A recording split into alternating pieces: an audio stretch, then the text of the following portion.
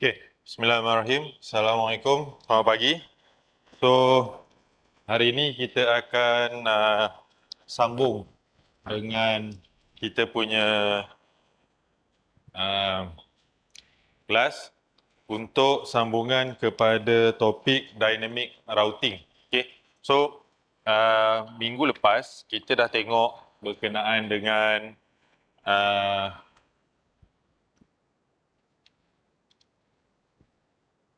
kita dah tengok berkenaan dengan RIP dalam dynamic routing. So minggu ni kita akan sambung dengan apa yang kita panggil OSPF, Open Shortest Path First. Salah satu daripada protokol untuk dynamic routing. So untuk dynamic routing kita akan ada 3 protokol iaitu RIP, okay, RIP version 2 yang kita tengok minggu lepas. Kemudian kita akan cover untuk OSPF dan yang terakhir adalah EIGRP. Okay, saya target untuk habiskan minggu ni teori OSPF. Minggu depan kita akan masuk EIGRP. The next following week kita akan terus buat amali untuk EIGRP dan OSPF. Okay, dalam masa yang sama saya akan bagi worksheet untuk static, RIP, EGRP dan OSPF untuk awak buat sekali. Okay? Dan kita akan compare kaedah protokol yang kita belajar between static and RIP and macam mana dia digunakan untuk kita buat configuration dalam router dan dalam switch lah. Mostly on Cisco device. Okay. So untuk RIP ni, untuk OSPF ni, so kita akan tengok OSPF ni ada 3 slide. Kalau ikutkan ada 4. Slide yang terakhir tu cover IPv6. So untuk IPv6 tu saya skip kerana saya nak awak faham betul-betul for IPv4. Okay? Bila awak dah faham untuk IPv4, you can use what you have learned in IPv4 untuk configure IPv6. Okay?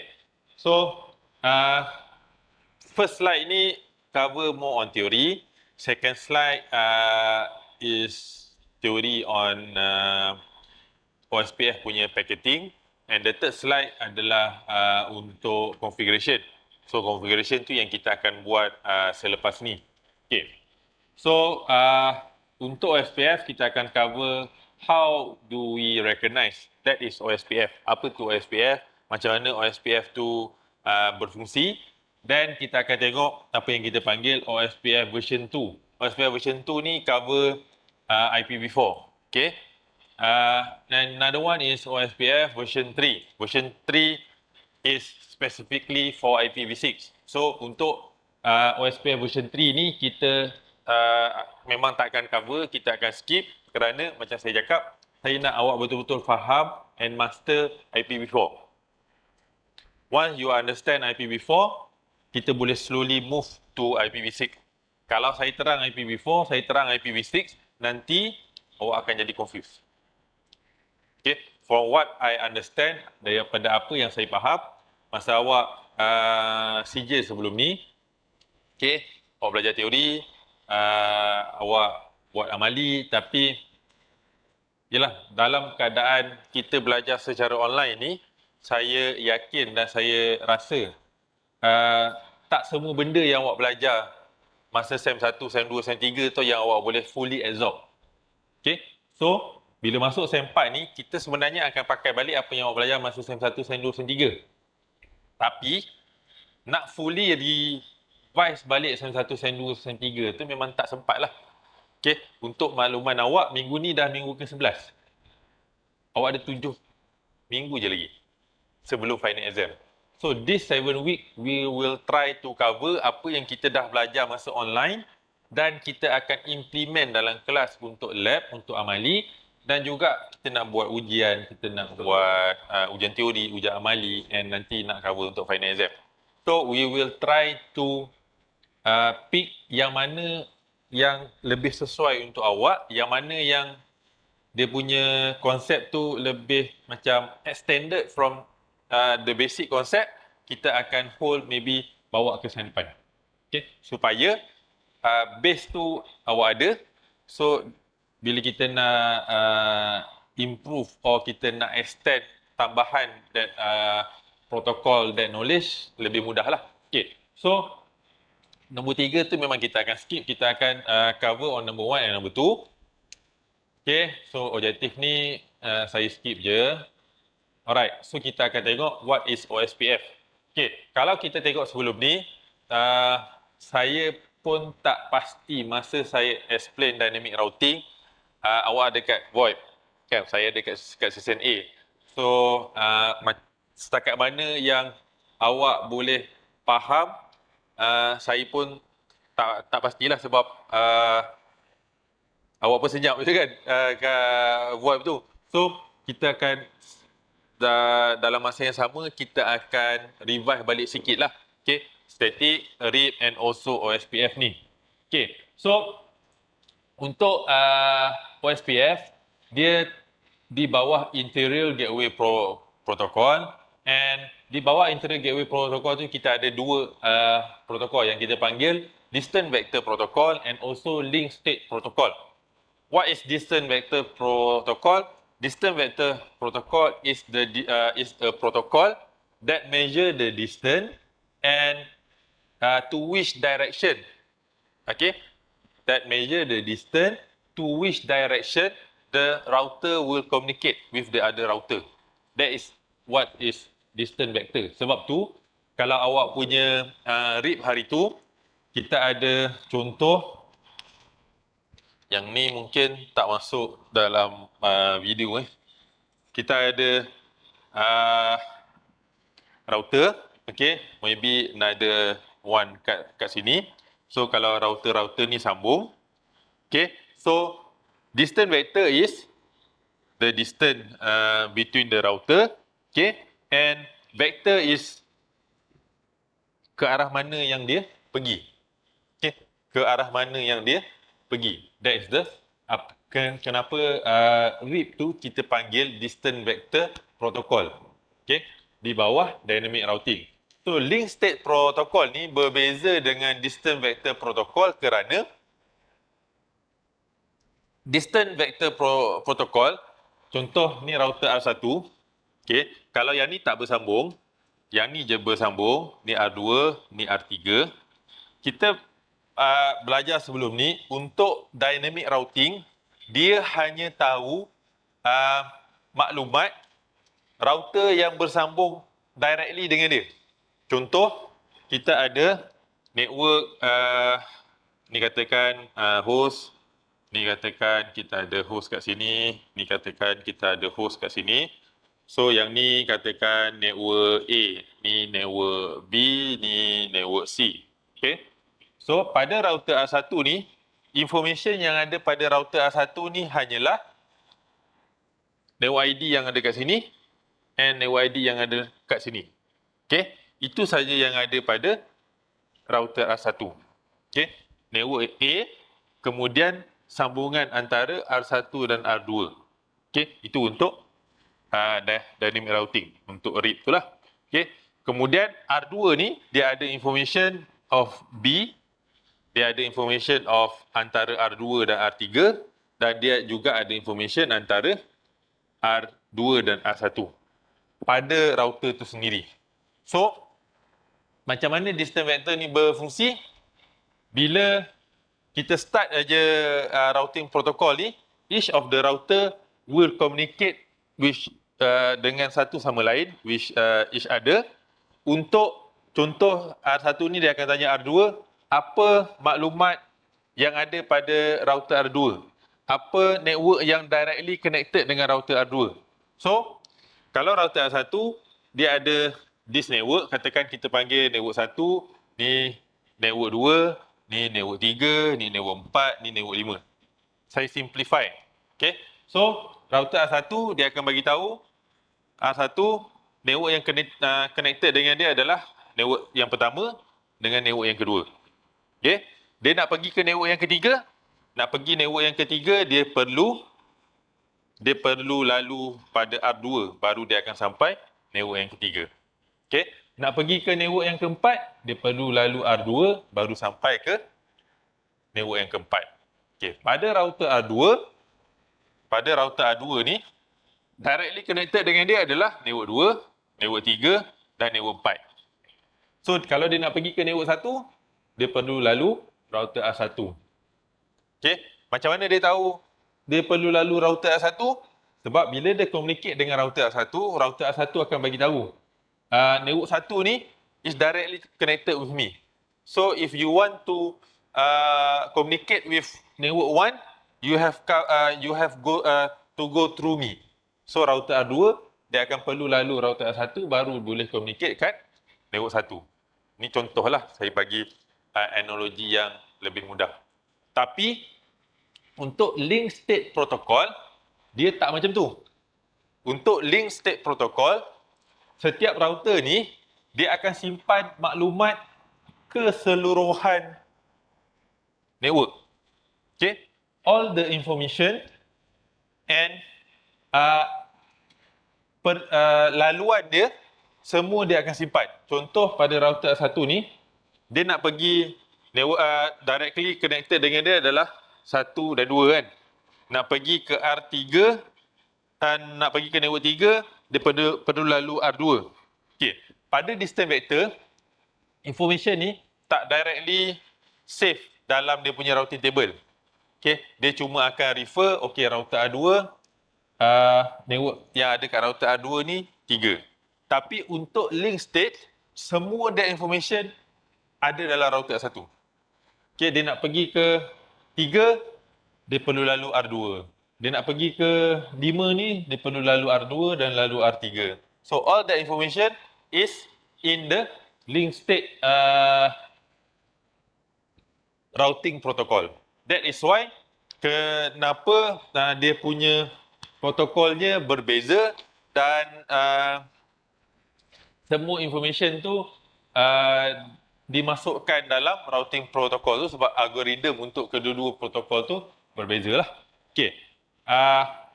Then for IS kita tak cover untuk interior gateway protocol. Tapi kita akan guna kalau kita ada configuration for ISP. So kita mungkin akan tengok masa SEM 5 nantilah. Okay. So untuk OSPF, why kita kalau tanya siapa yang buat routing protocol dalam router, kebanyakannya prefer to use OSPF. Why? Because berbanding dengan static, berbanding dengan RIP, berbanding dengan EGRP, OSPF, all that information is already in the router. Jadi, bila dia nak communicate atau perlu berlaku penghantaran data, maklumat dan sebagainya, dia dah tak perlu nak proses, nak communicate with the other router to find the information untuk nak laluan mana, nak pergi mana, semua dah ada kat dia dan dia boleh terus find the best. Okay, OSPF stand for Open Shortest Path First. So dia akan cari laluan mana yang paling cepat untuk dia hantar data tu. Jadi kita tengok dia punya diagram. So why people usually use OSPF? Sebab dia efficient, dia cepat, fast conversion. Fast conversion tu maksudnya video, data, audio semua boleh dihantar dengan cepat lah. Scalable, kita mudah untuk tambah dan kurangkan mana-mana device dalam network, dalam rangkaian. Dan it's more secure than the other protocol and also is classless. So tak perlu risau kita nak pakai kelas A, kelas B, kelas C dan sebagainya. Subnetting will support, VLSN will support. So we don't have to worry lah untuk OSPF. Okay, so komponen dalam OSPF kita akan ada, yang pertama kita tengok routing table. So all the dynamic or static akan ada routing table. Bila kita cakap pasal routing protocol, sama ada static ke dynamic kita tengok RIP, kita tengok OSPF ni, kita tengok EGRP nanti, semua akan ada routing table. Routing table store the information of the routing dalam kita punya network. Tapi OSPF ni dia ada satu lagi yang kita panggil topology table. Topology table will show the IP OSPF database. So, apa yang ada dalam ni? Kejap lagi the next slide kita tengok. Kenapa OSPF ni lebih baik berbanding the other routing protocol? Sebab dia ada this, the topology table. It consists of all the diagram, all the device yang ada dalam network tu dah ada dalam router tu. So dia nak lalu mana, dia nak pergi mana, dia dah tahulah berbanding dengan dynamic routing protocol yang lain. Okay. Dan dia ada neighbor table. Neighbor table ni setiap router tu dia akan ada maklumat router mana yang directly connected dengan dia. Okay. Router mana yang menggunakan protokol OSPF yang sama dengan dia. So dia akan ada 3 information yang akan ada dalam OSPF. So, saya tak pasti tiga-tiga ni ada ke tak dalam soalan. Sebab bukan saya yang buat soalan. So, saya tak pasti tiga-tiga ni ada ke tak dalam soalan. Tapi kalau ditanya apa komponen yang ada dalam OSPF, this is the 3 komponen yang akan ada dalam OSPF. Okay, dia punya routing table, dia punya topology table, dia punya neighbor table. And kalau perlu explain, the routing table show all the routing protocol yang ada lah. Okay. Topology table show the whole topology. Neighbor table show the neighbor that is connected with the router. Okay. So, seperti mana-mana dynamic routing protocol, tak kisahlah routing sekalipun, DHCP dah pernah belajar? Dah kan? Apa benda pertama yang DHCP yang akan buat? Dia akan buat discovery dulu. Okay. Host akan send, bila kita on je automatic, dia akan buat discovery. Discovery itu untuk apa? Untuk cari kat mana ada DHCP server. Betul? Kan? Sama juga macam OSPF. Tapi dia tak panggil lah discovery. Dia panggil hello packet. Hello packet tu sama je macam discovery packet. Dia akan broadcast hello packet dalam network untuk cari mana router yang menggunakan protokol yang sama dengan dia. Okay, untuk apa? Untuk dia dapatkan information yang ada pada router tu. Apa information dia? Yang kedua, database description. Mula-mula dia send hello packet ataupun discovery packet kepada mana-mana device yang ada dalam rangkaian, terutamanya router lah. So, bila router dapat je hello packet tu, dia akan reply with the database description packet. Apa yang ada dalam information dia? Database information packet tu consists of the routing table, the topology table, and the neighbor table. So, dia akan bagi tahu, okay, this is the topology yang ada dalam database dia. So, the other router will compare with dia punya topology. So, kalau ada perubahan, so dia akan buat link state request and link state update. Link state request tu dia akan tanyalah, okay, ada apa-apa perubahan yang berlaku. Kalau ada, dia akan hantar another packet called link state update. Dia akan update and dia akan reply back with the acknowledgement. Okay, mula dia request. So, bila dia dah hantar request tu, the neighbor router will send link state update. Dia akan hantar update. Lepas hantar update, it will reply back with acknowledgement. Okay, so kejap lagi kita tengok dia punya diagram. Okay, so starting dia, let's say this is the diagram. Okay, kita ada router R1, R2, R3, R4, R5. Sorry kelabu sikit. Saya pun dah 2 tahun kot tak masuk lab ni. Saya pun tak tahu yang apa projektor ni dah belum. So, yang projektor yang bawah ni lama sikit, so gambar dia tak berapa nak sharp. Sekejap saya tengok boleh adjust tak.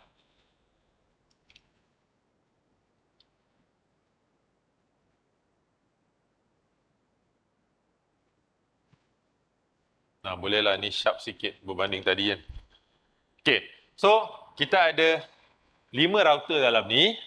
Okay, and kita ada lebih kurang ada 11 network. Okay, setiap satu ni mewakili satu network lah. 1, 2, 3, 4, 5, 6, 7, 8, 9, 10, 11. So kita ada 11 network dalam tu. Waktu kita ada 11 network ID dalam tu. Starting je, bila dia on je, kita dah siap configure OSPF. Starting je dia akan start dengan hello packet. Okay, dia akan send. Hello packet tu dalam nama lain kita panggil discovery packet lah. Okay, so if a neighbor is present, the OSPF enable router attempt to establish a network agency with that neighbor. Apa tu network agency? Dia cuba berkomunikasi lah untuk buat sambungan antara router tu. That is what we call network agency. Agency stand for to connect, to menghubungkan antara satu sama lain. Okay, so it will send the hello packet. Selepas dia dah send hello packet, LSA contain the state and cost of each directly linked. Router flag the LSA to the adjacent neighbor. Adjacent neighbor receive the LSA, immediately flag the LSA to other directly connected neighbor until all the router in the area has all the LSA. Okay, saya mudahkan. Baca ayat standard Cisco ni memang kadang-kadang pening. Saya mudahkan Kita start dengan hello packet kan. Kemudian dia pergi ke database description packet. Okey, database description packet tu dia selepas dia dah hantar hello packet, dia akan hantar untuk tanya maklumat yang ada dalam database router tu. Okey, selepas dia dah hantar maklumat yang ada dalam database router tu, dia akan hantar apa yang kita panggil LSA request. Okay, LSA stand for link state advertisement. Okay, dia akan hantar apa yang kita panggil link state advertisement. Apa benda tentang apa link state advertisement? Okay, see this diagram. Okay, see this diagram. Dia diagram yang sama macam diagram ni kan. Tapi apa beza dia? Setiap diagram ni kita nampak ada nilai kat sini. Ada 2, ada 20, ada 10, ada 5. Apa benda tu? That is what kita panggil link state. Okay, link state. Maksudnya, setiap laluan tu dia ada metrik dia, ada kiraan dia, ada kos dia. Cara paling mudah lah nak bagi awak faham, kita ambil kita katakan nombor ni secara secara realnya katakan 2 ni mewakili meter katakan. Okay, so 20 is 20 meter lah. 10 is 10 meter. Kita nak ambil analogi yang mudah supaya awak faham. So, antara 20 dengan 10 yang mana yang lagi pendek? Of course lah 10 kan? Okay. So, nilai-nilai ni adalah nilai metrik ataupun nilai kos untuk lalu kat laluan tu. Okay. So, dia akan LSA will contain the state and the cost of directly connected link. So, sambungan antara R1 dan R2, kos dia adalah 20. Kalau kita ambil analogi meter tadi, adalah 20 meter. Okay. Daripada R1 ke R4 pun 20. Daripada R2 ke R5 pun ni 10. Dan R4 ke R5, 10. So, that is the cost. So, kalau daripada R1 dia nak pergi ke R2, kos dia adalah 20. Kalau daripada R1 dia nak pergi ke R3, kos dia adalah 5. Okay. Kalau daripada R1 nak pergi ke R5, dia boleh lalu R2, R5, dia boleh lalu R1, R4, R5, dia juga boleh lalu R1, R3, R4, R5. So, dia akan tengok mana kos yang lagi rendah. Okay, mana kos yang lagi rendah. Sebab protokol ni is open shortest path first. Okay, so mana kos yang lebih rendah. So, katakan kita ambil contoh ni, daripada R1 kita nak pergi ke R5. Okay, daripada R1, kita nak pergi ke R5. Okey, kita ambil satu laluan dulu. Okey, daripada R1 nak pergi R5, dia akan lalu R1, pergi R2, pergi R5. Okey, kita tengok laluan-laluan yang ada. Kemudian kita ada satu lagi, R1 pergi ke R4, pergi ke R5. Okey, dan kita ada R1 pergi ke R3, pergi ke R4, pergi ke R5. Ada laluan lain? Dah tak ada dah. So kita ada 3 laluan je. 1, 2, 3. So kita tengok kos. Daripada R1 pergi ke R2, kos dia adalah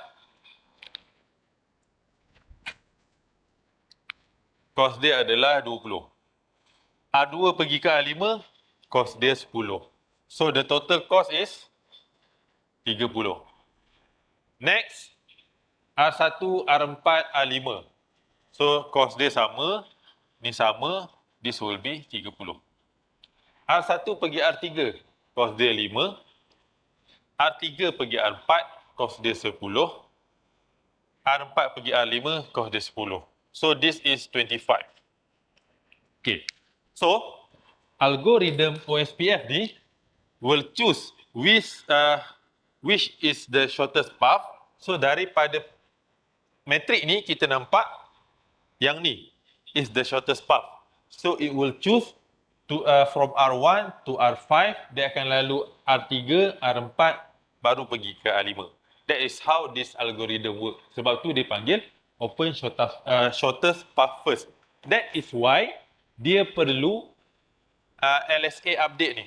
Sebab tu dia ada LSA request, LSA update, LSA acknowledgement. Sebab dia nak update link state advertisement, dia nak update dia punya state, dia nak update dia punya cost dalam dia punya database di dalam router tu, supaya bila dia perlu communicate between that router daripada network yang ada di belakang router A pergi ke network yang ada di belakang router 5, dia boleh tentukan mana laluan yang paling cepat, mana laluan yang paling mudah. Contoh, daripada Batu Pahat ni, katakan bulan 2 ni awak dah habis kan belajar? Kan? Yang mana yang di luar daripada Johor, mungkin KL ke apa, okey, mak ayah awak datang ambil, apa kata kita pergi ke Port Dickson bercuti. Okey, daripada Batu Pahat ni ada beberapa laluan nak ke PD. Kita ada laluan daripada Batu Pahat, lalu Muar, masuk Melaka, pergi ke PD. Okey, lalu jalan dalam lah.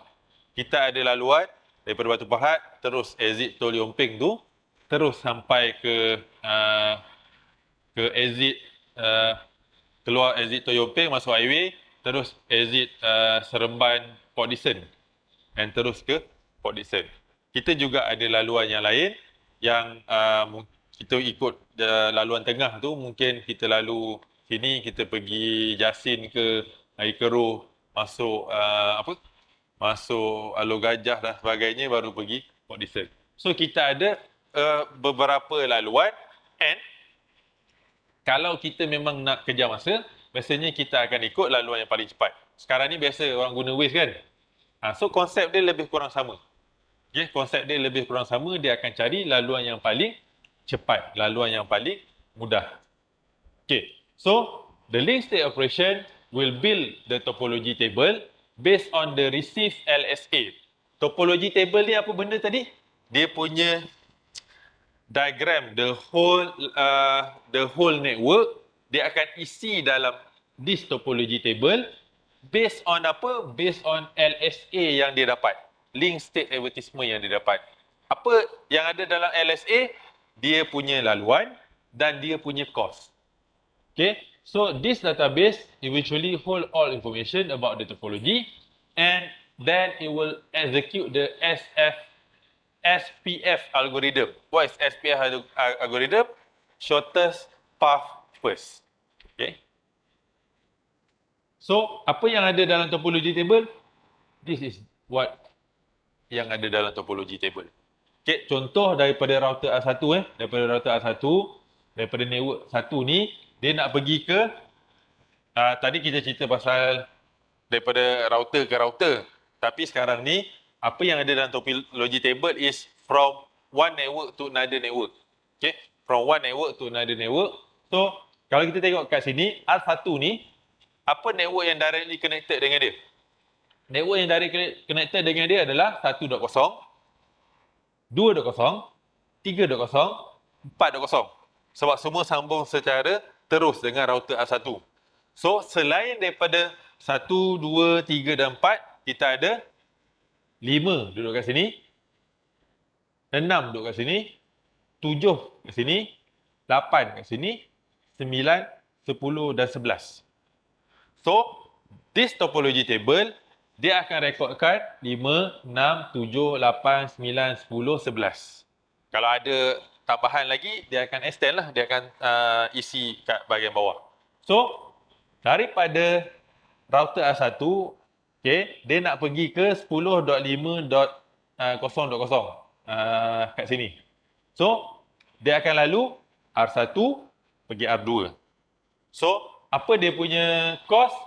20 campur dengan 2. 2 ni sebab kalau daripada R1 pergi R2, 20.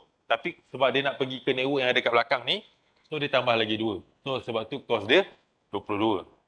Kalau kita tengok yang bawah, 10.6.0.0 kat sini. So, daripada router R1 pergi router R3. Sebab tu 5 campur 2, dapat 7. So, yang bawah ni pun sama. 7.0 duduk kat sini. So, 5 campur 10, dia dapat 15. So, this is how dia build the topology table. Kalau dalam exam, kita bagi this diagram and kita bagi this table, awak kena isi. So, you should know macam mana nak extract the information from this diagram into this table. Okay? So, dalam OSPF, kita ada OSPF version 2, kita ada dua jenis OSPF. Yang pertama, kita panggil single area OSPF. Yang kedua, kita panggil multi-area OSPF. Okay. For LAN, for local area network, and for this semester, kita akan tengok single area OSPF. Okay. For LAN and for this semester, kita akan tengok single area OSPF. Why multi-area OSPF kita tengok sen depan masa one technology? Because untuk multi-area OSPF, dia akan bersambung between one or more area. Okay, lebih pada 2 lah. 2 or more area. So, bila 2 or more area, it will consist of more router. And biasanya satu area ni mewakili satu network. Okay, mewakili satu network. So, bila kita sambung ke network yang lain, biasanya network tu mungkin kita buat sambungan melalui internet, mungkin kita buat sambungan melalui router, tapi network tu berada jauh daripada network kita, yang bila berlaku perubahan dalam network tu, sebenarnya dia tak efek sangat pun.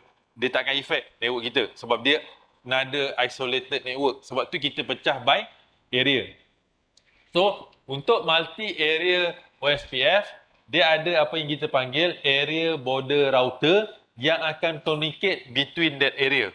So, untuk configure border area router ni, kita perlu first of all kena belajar OSPF dulu.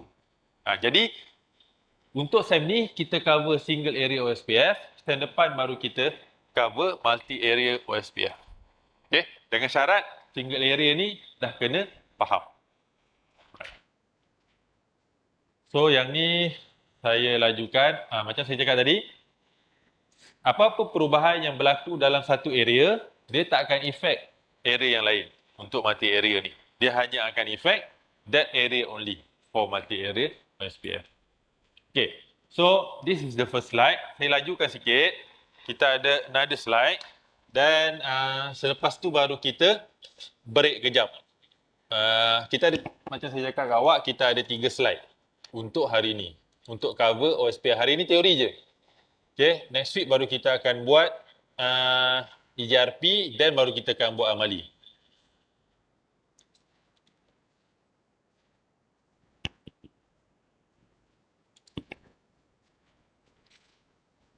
Okey. Untuk second part ni, dia kalau sejuk boleh slowkan kipas. Tak ada masalah. Sebab tadi aircon ni lambat sejuk. So sebab tu saya lajukan kipas dulu. Okey.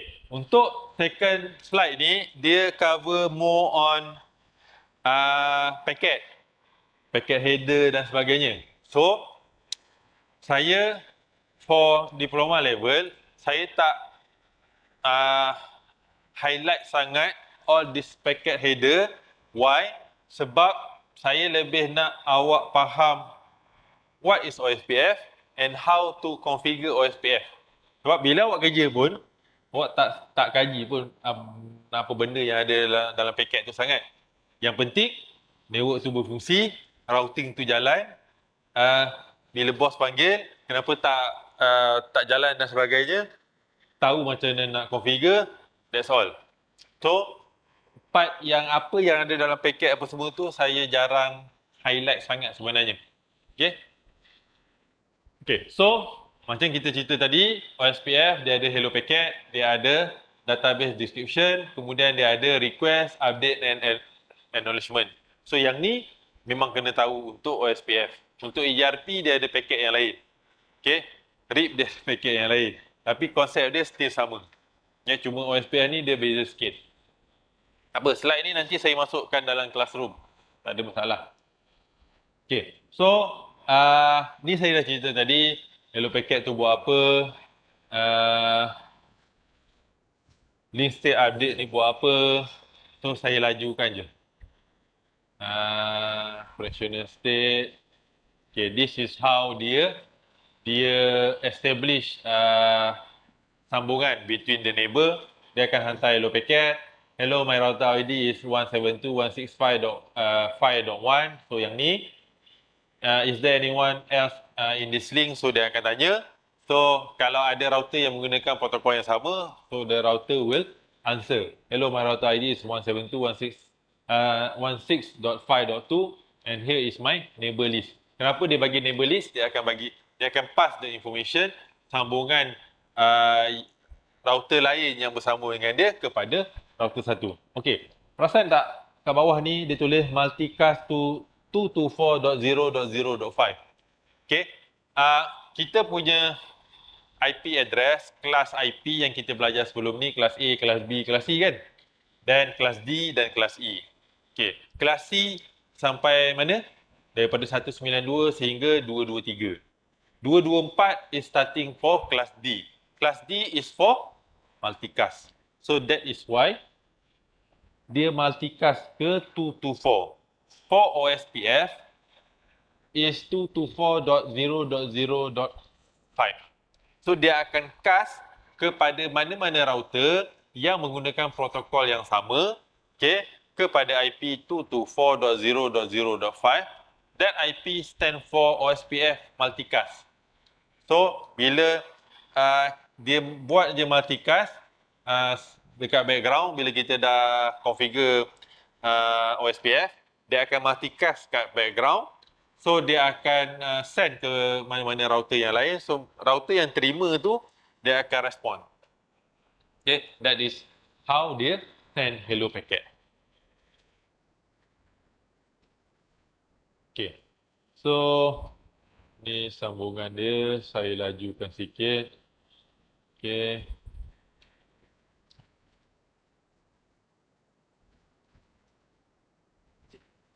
Ya, boleh. Okay, so untuk router OSPF, padam padam, kita tengok revision sikit on RIP and also on yang tutup lampu kan, semua tidur kan, dah belajar teori je. Kita tengok on static, RIP and also OSPF. Okay, kita tengok static dulu. Ni RIP. Saya terus ke configuration sebab macam saya cakap lah, bila awak kerja, awak akan banyak buat configuration berbanding dengan teori. Teori mungkin ada report yang awak kena submit dan sebagainya, itu akan adalah sedikit teori. Okay. So, untuk static, selepas kita dah buat basic configuration, kita dah buat interface punya configuration, dah assign IP address pada interface apa semua, so kita nak start dengan routing. So untuk static kita akan pakai IP route, betul? IP route. Contoh kita ambil diagram tadi tu kita ada 1, 2, 3, 4, 5. Okey, ni sambung ke sini, ni ada satu network, ni sambung ke sini, ni ada satu network, ni sambung ke sini, ni ada satu network, ni sambung ke sini, ni ada satu network, ni sambung ke sini, ni sambung ke sini, ni sambung ke sini. Okey. So, saya katakan yang ni A, yang ni B, yang ni C, yang ni D, yang ni E. Okey. So dia punya network ID katakan kita bagi IP lah. Based on 10.10.0.0. Okay. This is 10.20.0.0. This is 10.30.0.0. This is 10.40.0.0. This is 10.50.0.0. 10.60.0.0. 10.70.0.0. 10.80.0.0. 10.90.0.0. 10.100.0.0. 10.110.0.0. Lebih kurang lah. Tadi ada beza sikit kan, lebih kurang. So kita anggap aja semua default subnet /24. Senang nak kira. Okay. So untuk router R1, ni katakan this is R1, this is R2 dan so on. Kita tengok router R1 je.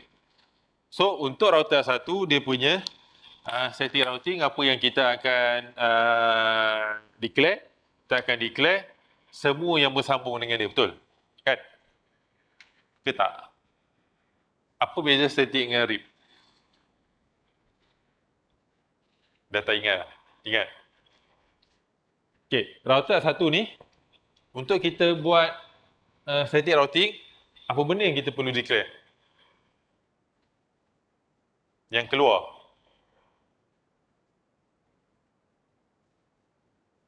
Okay, bagi saya IP yang saya perlu, network ID yang saya perlu masuk. 10, 20, so subname dia.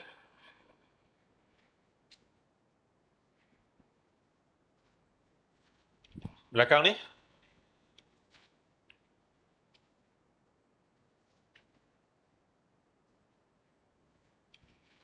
Belakang ni.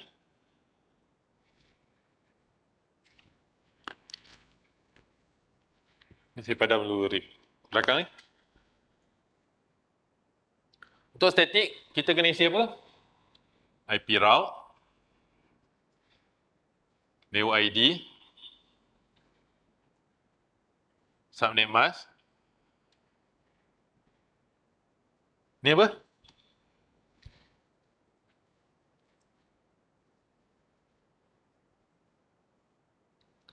Next hop IP atau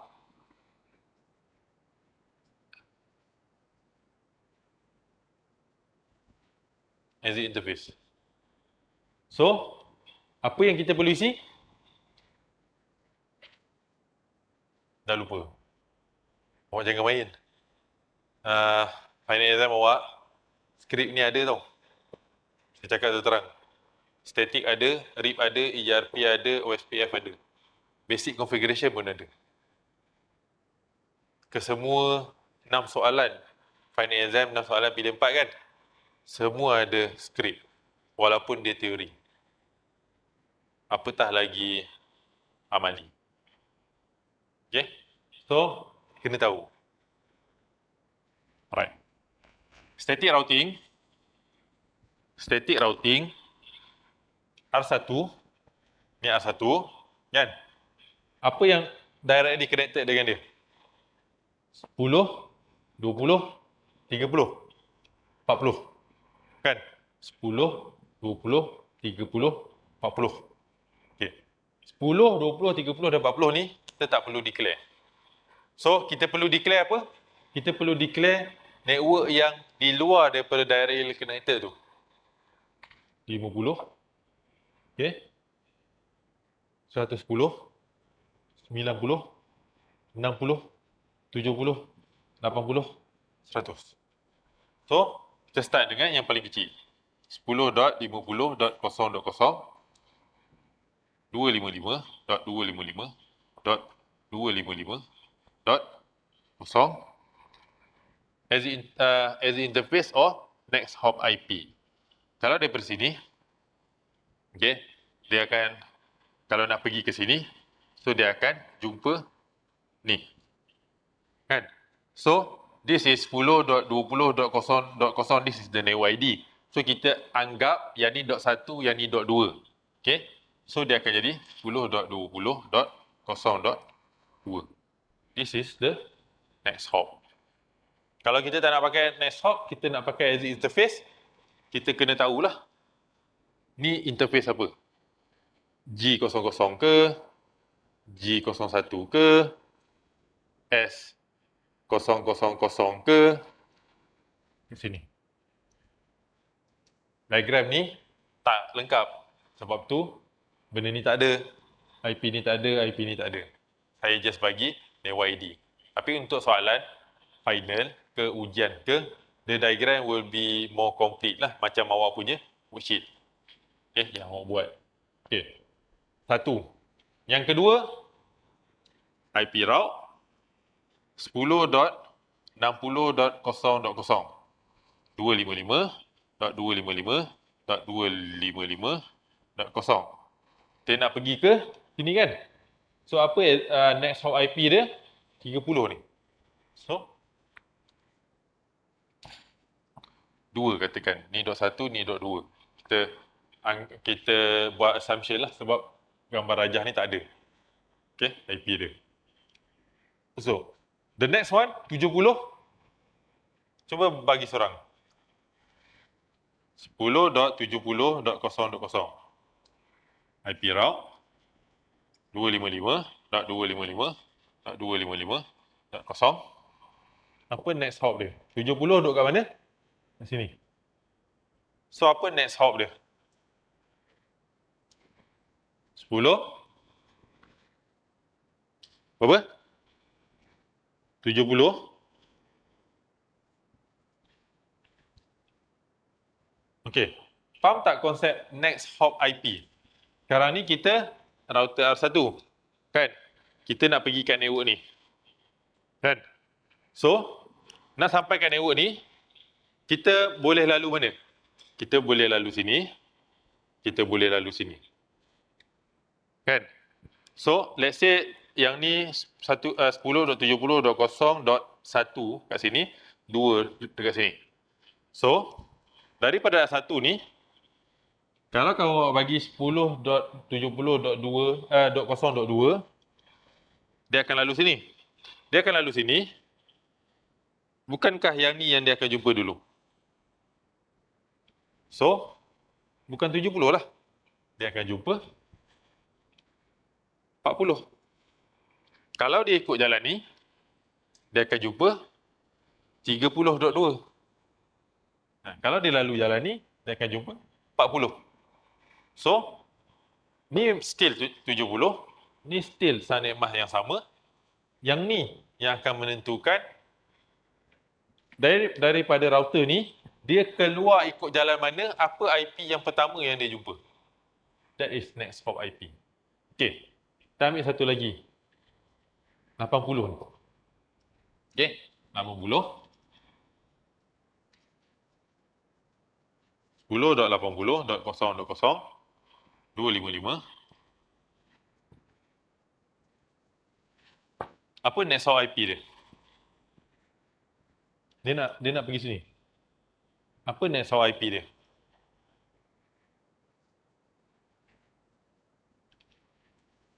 Sepuluh, 40, 2. Dia ikut jalan ni, dia jumpa yang ni dulu, baru dia akan pergi ke sini. Okey. Kita skip yang lain, kita pergi ke last kali, yang C. IP route 10.110.0.255.255.0. Apa next hop IP dia? Daripada sini, nak pergi ke sini. Apa next hop IP dia?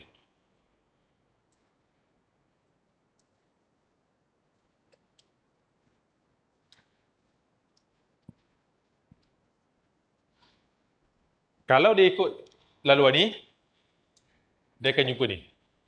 Kalau dia ikut laluan ni, dia akan jumpa ni. Kalau dia ikut laluan ni, dia akan jumpa ni. So, nak pilih yang mana?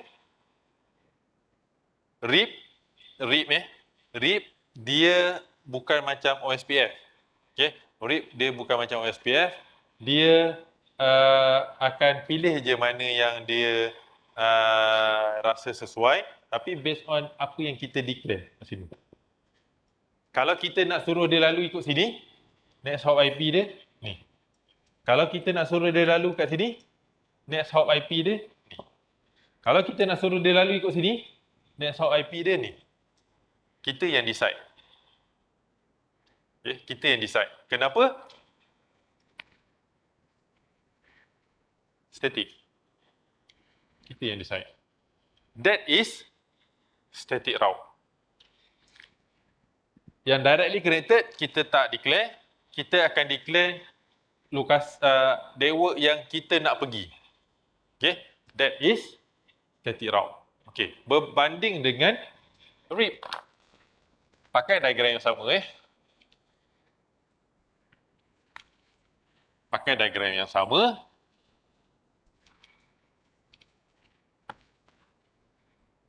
Okay, untuk RIP, kita akan start dengan router RIP. Okay, kemudian version 2. For RIP version 2. Awak tak masuk RIP version 2, dia automatically jadi RIP version 1. RIP version 1, apa problem dia? Dia kelas full. Apa maksud kelas full? Bila awak buat subnet, VLSM, dia tak function untuk RIP version 1. Hanya RIP version 2 yang boleh pakai classless. Boleh buat subnetting, boleh pakai VLSM dan sebagainya. So, guna RIP version 2. Boleh tak saya pakai default subnet tapi saya nak pakai RIP version 2? Boleh, tak ada masalah. Okay. So, next is no auto summary. Apa maksud no auto summary ni? Kalau secara default RIP version 2, dia akan auto summarizekan awak punya subnet into class category. Walaupun dia support classless, tapi dia still akan groupkan awak punya subnet into class full.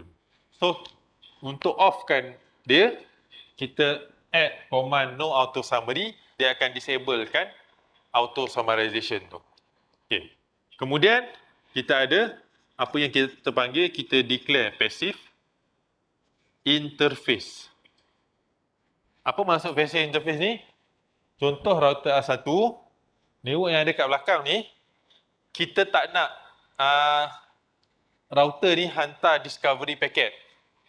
Okay. Bila dynamic routing, starting je dia akan start dengan hello packet ataupun discovery packet tu kan. Dia akan hantar kepada router yang berdekatan untuk respon, untuk bagi information dia punya routing table dan sebagainya.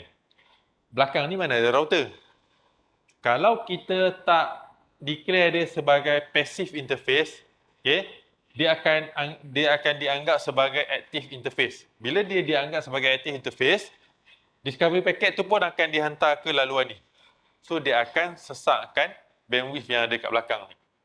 Okay. Kalau ada 10,000 device yang ada kat belakang ni, semua device tu akan terima discovery packet. So kita tak nak. So kita declare passive interface. So passive interface ni kita declare based on dia punya interface lah. Kalau sambungan kat belakang tu kita pakai fast Ethernet lah. Kalau kita pakai gigabit Ethernet lah. Kalau katakan fast Ethernet FA 05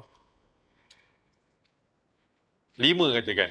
So FA 05 apa yang port yang bersambung dengan network yang kat belakang. Once kita dah declare 1, 2, 3, 4. Yang ni memang tak boleh lari. Once kita dah declare 4 ni, kita akan start declare dia punya routing. So untuk RIP, dia akan start dengan network. EGRP pun akan start dengan network. OSPF pun akan start dengan network. Okay? Network. Okay. Berbeza dengan static, RIP ni kita declare apa yang directly connected dengan dia. 10.10.0.0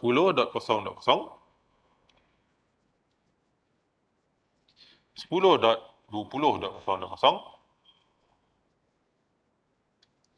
10.30.0.0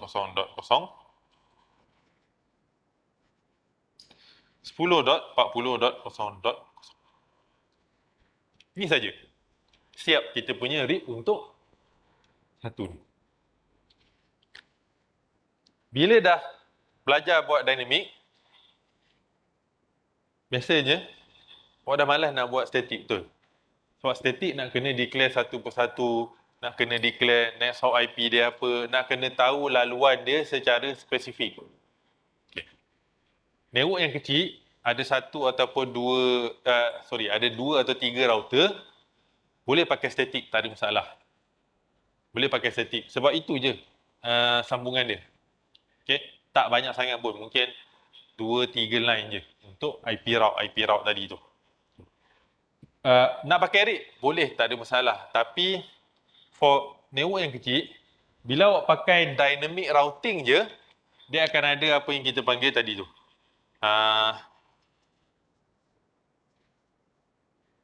Discovery. Ataupun untuk SPF tadi, dia panggil hello packet, discovery packet. Benda ni, dia akan broadcast dalam keseluruhan network. So, starting je, bila kita on je, starting je network tu akan di-flood oleh discovery packet or hello packet. So, dia akan guna resource router tu sikit untuk update dia punya routing table dan sebagainya. Kalau network yang besar, yang ada mungkin berpuluh-puluh router dalam tu, berbelas-belas router dalam tu, awak nak buat static routing memang penat lah. Nak kena identify satu persatu. Tambah pula awak kerja kat office tu, bila tanya network diagram kat mana? Kat sini. Cari file tak ada. Cari documentation semua tak ada. Kena staff tu mati kena COVID, saya tak adalah nak minta kan. Tapi let's say, mana awak nak cari? Mana awak nak cari? Macam mana nak tahu sambungan dia from this router to this router, from this equipment to this equipment. Kena test satu-satu. Okay, so static routing kecil, okay, network yang kecil tak ada masalah. Network yang besar, kita akan pakai dynamic routing. The easiest one is RIP. Ni dia punya default. Yang ni declaration dia. Semua network yang directly connected dengan dia. Let's say this is for router R1. So untuk router R2, sama je. 1, 2, 3, 4 ni still sama. Cuma yang ni, kena tengoklah sambungan ke network B tu, dia pakai interface apa. Kemudian, network yang connected dengan dia. Ada 1, 2, 3. So ada 10.50.0.0, 10.20.0.0, 10.90.0.0. Itu saja untuk router 2. Jadi macam mana router 1 ni tahu nak pergi ke network ni? Tahu nak pergi ke network ni? That is why kita tengok tadi dia ada discovery for hello packet, betul? Dia akan exchange information yang ada dalam dia punya routing table dengan dia punya neighbor punya routing table. So daripada situ dia tahu ke mana laluan yang dia perlu lalu untuk sampai ke satu destination. Okey.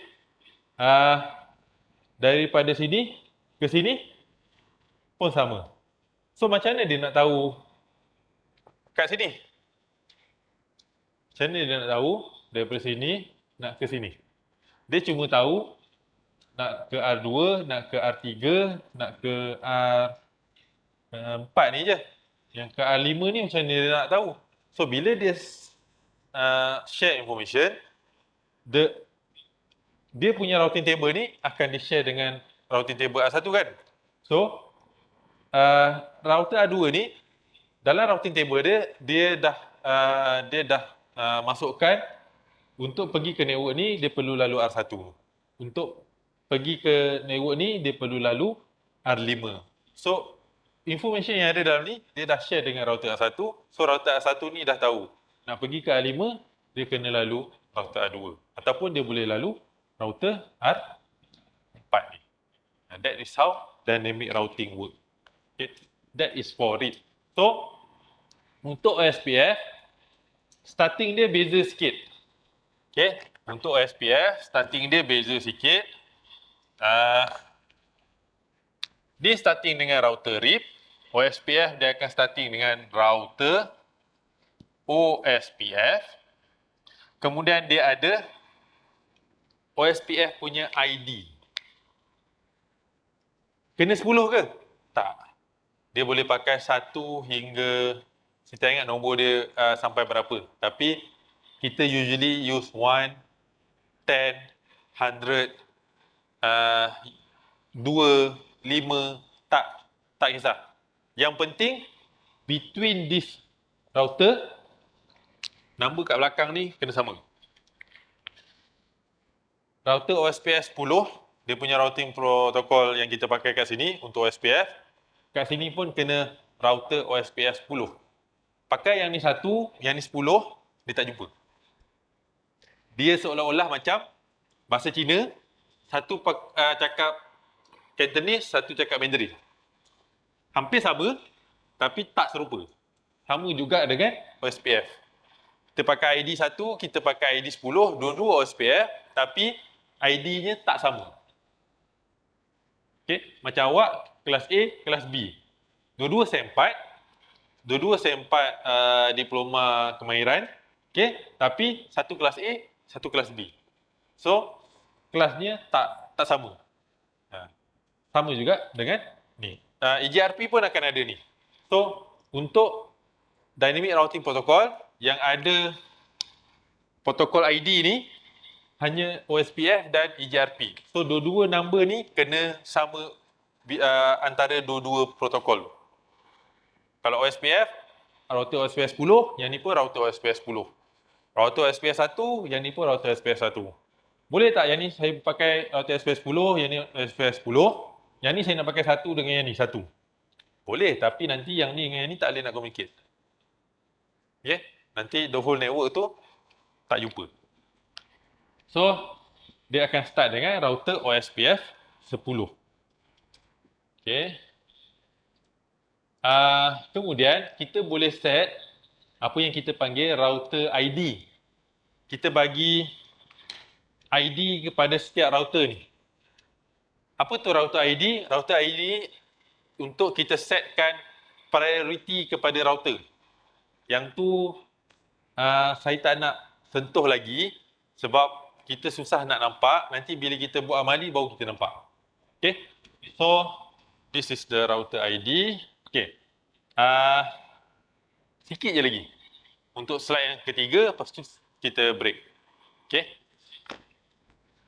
Slide yang ketiga ni will cover on terus script.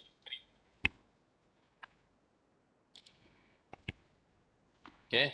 Slide yang ketiga ni will cover on script. Yang ni baru kita nampak. Okay. Saya mana nak padam Padam je lah.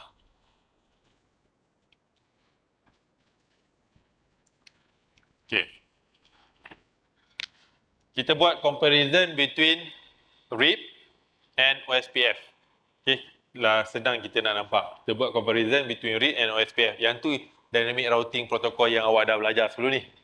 Okay. So starting dia, kalau RIP, router RIP, OSPF, router OSPF, kemudian dia punya protokol punya ID, router OSPF berapa. Okay. Dalam nota dia banyak pakai 10. Boleh pakai 1, boleh pakai 2, boleh pakai 3, tak ada masalah. Okay. Dan untuk RIP, kita kena pilih version. Okay. OSPF tak ada. IPv4 is OSPF version 2 secara automatik. Okay. Kalau awak type je OSPF, dia secara automatik is OSPF version 2. Okay. Untuk IPv6 kita kena type dia OSPF version 3. Baru dia akan jadi untuk IPv6. Okay. So next is outer RIP, no auto.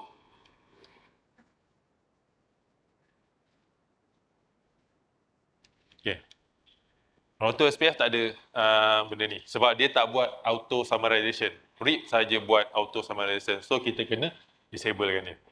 Kemudian kita ada passive interface. So tadi katakan dia FA05 kan? Example untuk A1 tu. So router OSPF pun benda yang sama. Kenapa perlu letak? Dia adalah dynamic routing. So dia akan buat discovery packet ataupun hello packet. So kita still lagi kena declare passive interface. Katakan FA05. Sama. Okay. Kita nak tengok routing protokol yang berbeza pada router yang sama. Okay. So yang ni standard yang kena declare 1, 2, 3, 4. Untuk OSPF, 2 ni is standard. Semua router kena declare ni dulu. Okay. Dan kita still ambil router 1 ni. Kita ada 1, 2, 3, 4 kan. So tadi network. Saya tulislah. Network 10.10 10.10.0.0 dan network 10.20.0.0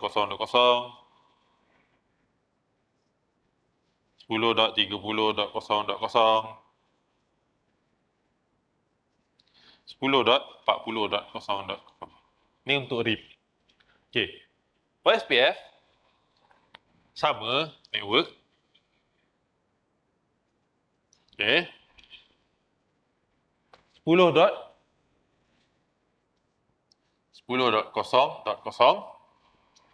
Belakang tu, kalau RIP, kita tak masuk subnet mask. Kalau static, kita masuk subnet mask. OSPF, kita masuk apa yang kita panggil inverted subnet mask ataupun biasa kita panggil subnet mask kan.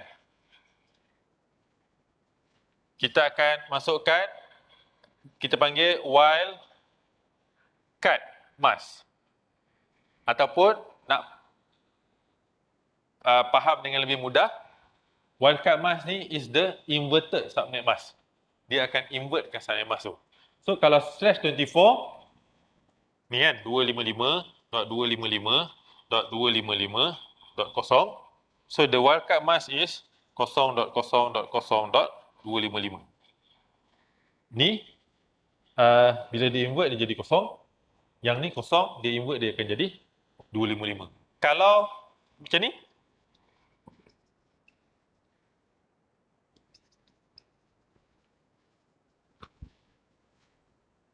so dia akan jadi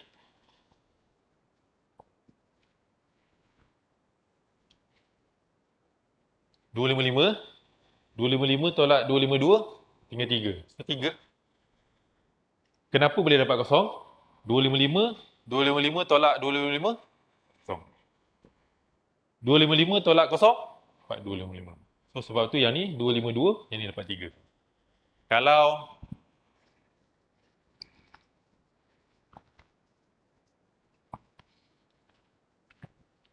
ni akan dapat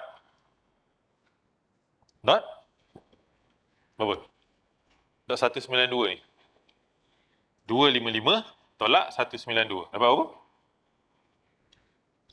3. So,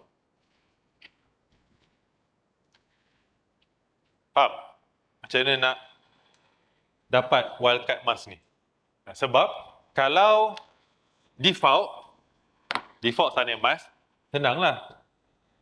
Awak bila dah masuk subnetting, okay, dah slash 26, slash 27 lah, slash 30 lah. Bila wildcard, kena invert lah. So, bila invert, kena tahu nak dapat dia punya wildcardnya berapa. Kalau silap convert, wildcard, silap lah awak declare awak punya routing protocol. Nanti dia tak jumpa. Okay. So, Allah. Okay. So, yang ni 0.0.0.255. Okay. Untuk OSPF, kita ada area kosong. Ingat tak slide awal tadi? Kita ada single area and multi area. So, sebab tu kita kena declare area kosong kat belakang tu. Sebab bila kita ada multi area nanti, kita punya router OSPF tu boleh jadi area kosong, kita boleh jadi area 1, kita boleh jadi area 2, kita boleh jadi area 10, kita boleh jadi area 30. So, secara default, untuk single area adalah area kosong. So, kena ingat belakang ni dah network ID, dah wildcard, kat belakang ni terus area kosong. Ni saya padam tak nampak. Area kosong. So, yang kedua, yang ni. So, 10.20.0.0.0.0.255 area kosong. Yang ni pun sama, yang ni pun sama. So, complete untuk OSPF. Bila dah buat OSPF, lagi pendek berbanding RIP. Bezanya kat sini. Ada network ID, ada wildcard mask, area kosong. Area kosong ni default. So, OSPF memang kena letak area. So, dah nampak macam makin mudah. So, sebab tu saya cakap, bila orang dah configure OSPF, nak buat benda lain punya routing protokol dia dah malas. Sebab yang ni yang paling pendek, paling ringkas. Tapi kena faham. Once dah faham, tak ada masalah untuk buat configuration. So, dia punya konsepnya sama. Dia punya routing protokol kita pakai, router OSPF, dan ID dia. Dalam ni, Cisco biasanya dia tunjuk ini dulu. Nanti slide belakang, baru dia explain pasal passive interface. Lepas tu baru dia gabungkan kedua-dua command tu jadi satu whole command. Saya lebih suka start command tu step by step supaya awak nampak step dia. Bila kita asingkan, kemudian kita mix balik, kadang-kadang kita confuse. Okay. So, this is the one. Kat bawah ni, kenapa 000? Kuat 0 ni. Okay. Yang ni kita tengok nanti. Kuat 0 ni is more macam, saya nak kata default subnet pun. Bukan. So, nanti kita tengok apa beza wildcard ni dengan kuat 0 OSPF. Apa beza dia bila kita buat amali. Okay. Tengok. Dia dah declare ni, baru dia cerita pasal passive interface. Kemudian, baru dia masuk passive interface. Kita boleh asingkan sebenarnya. Kita declare ni dulu,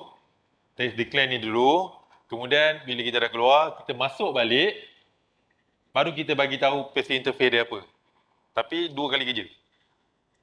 So, bila kita just terus run, ingat je, router RIP ke, router OSPF ke, router EGRP ke nanti, terus declare facing interface dia apa, kemudian kita declare dia punya network yang ada kat bawah ni, terus kita punya routing protocol boleh jalan. Okay. So, bila kita dah configure, costing ni is the calculation. Yang ni saya cerita masa kita buat amali. Baru kita nampak. Yang ni sekarang saya cerita pun, mata dah ngantuk. Ni dah masuk slide nombor 3 pula. Dah nak makan, dah nak dekat makan tengah hari. Saya cerita hari ni, minggu depan saya tanya, dah tak ingat. So, yang ni kita skip masa kita buat amali. Baru kita terus nampak kenapa dapat macam ni. Okay? Tapi saya nak cover part macam ni kita nak verify. Okay. So, bila kita buat routing protokol, macam mana kita nak verify? Macam biasa, routing protokol yang sebelum ni, show IP route. Kan? Sebelum kita buat routing protokol, kita run show IP route, dia akan tunjukkan default yang directly connected dengan router tu sebelum kita buat routing protokol. So bila kita dah configure routing protokol, tak kira lah static ke, RIP ke, OSPF ni ke, bila kita run je show IP route, dia akan keluar kat situ. Kalau C and L, C is directly connected, L is the local link lah untuk directly connected tu.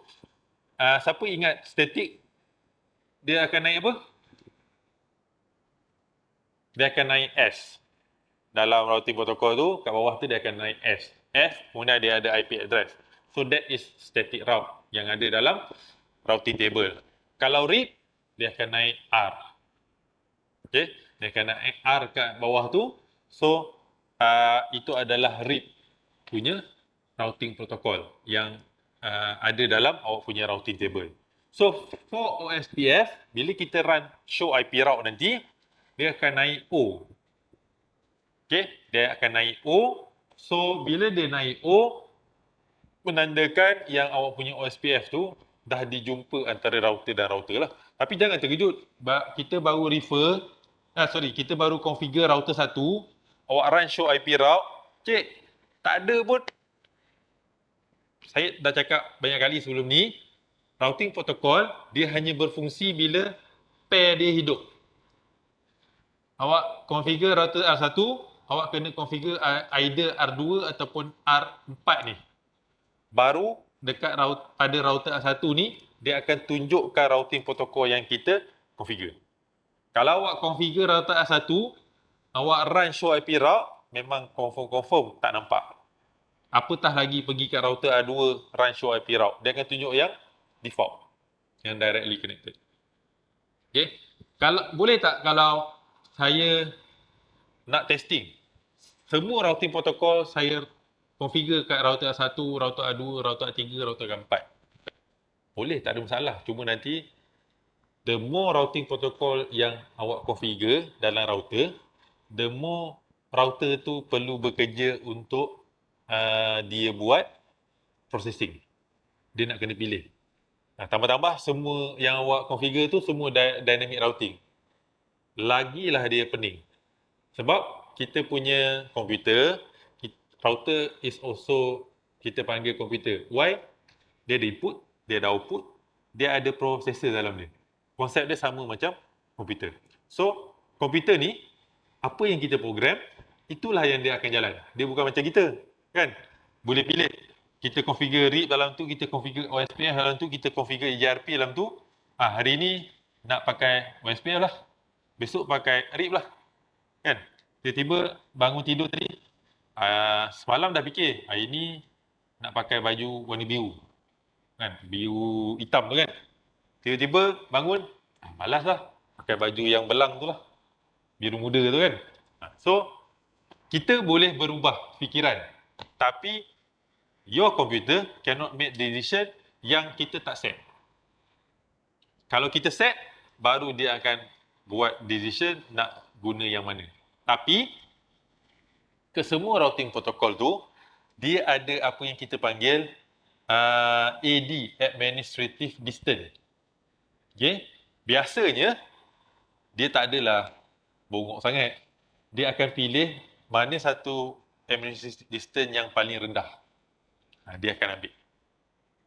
Dia akan ambil yang tu lah. So nanti bila kita dah habis static, kita dah habis RIP, kita dah habis OSPF, kita dah habis EIGRP, kita patah balik ke slide awal routing tu, kita tengok administrative distance. Okay.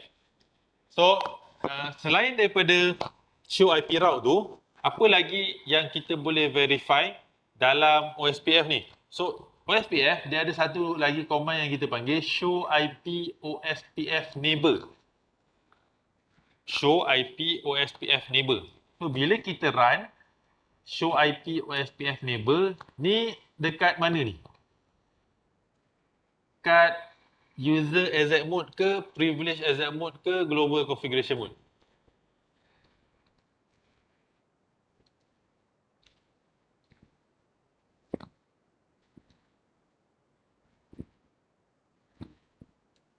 Ni selepas enable. User exec mode ke, privilege exec mode ke, global configuration mode? Okay, this is privilege exec mode. Once kita dah enable je, dia dah jadi privilege exec mode. Sebelum kita enable, dia tak ada tanda hash. Dia ada tanda arrow lebih besar tu kan. That is user exec mode. Okay. Once dia dah ada hash ni, dia adalah privilege exec mode. Tapi tak ada kurungan config kan. So dia bukan global configuration mode. So semua show ni berlaku kat privilege exec mode. Okay. Semua show ni berlaku kat privilege exec mode. Boleh tak dalam global configuration mode kita nak show? Ya, boleh tapi kena add do kat depan. Macam awak belajar Linux, kalau bukan dalam admin punya ni, nak run, kena tambah sudo kan. So konsep dia lebih kurang sama sebab awak punya CLI Cisco ni is based on Unix juga. Cuma dia punya distro je, saya tak pastilah apa dia punya distribution package yang dia punya sendiri lah. So command dia tu command dia sendiri, cuma core dia, kernel dia masih lagi kernel yang sama dengan Linux lah. Okay, sebab tu awak nampak ada benda yang macam macam sama je. Okay, so IP OSPF neighbor ni dia akan show neighbor yang connected dengan dia. So sebab tu R1 ni dia akan show R2 dan R4 dalam IP OSPF neighbor. So dia akan show sekali lah IP. Yang ni adalah neighbor ID. Kalau kita assign neighbor ID, dia akan tunjukkan neighbor ID. Kalau kita tak assign neighbor ID, dia akan bagi neighbor ID dia sendirilah. Okay. Then another one is show IP protocol. Bila kita run show IP protocol, dia akan tunjukkan apa protokol yang kita tengah yang kita dah set dalam kita punya router. Kalau kita ada lebih pada satu protokol, katakan dalam tu ada static, dalam tu juga ada dynamic, so dia akan tunjukkan dua. Satu untuk OSPF, satu lagi untuk static. Okay. Kalau kita run show IP OSPF, dia akan tunjukkan detail the whole OSPF punya information lah dalam ni.